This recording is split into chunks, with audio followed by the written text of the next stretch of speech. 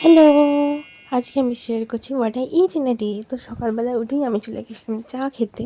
But guys, এই চা খাওয়াটাই ছিল আমার জীবনে ভুল ডিসিশন। কারণ এই চাটা খাওয়ার পরই আমার লাগছে শরীরটা বিশাল খারাপ।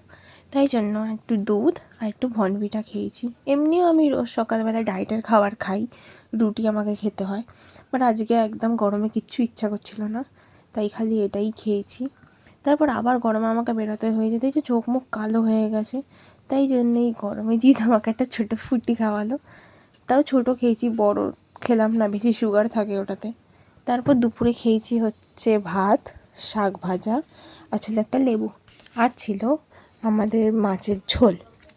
এই গরমে এরকম হালকা পাতলা মাছের ঝোল খাওয়াই একদম মানে খুবই ভালো, কোনো কিছু হবে না।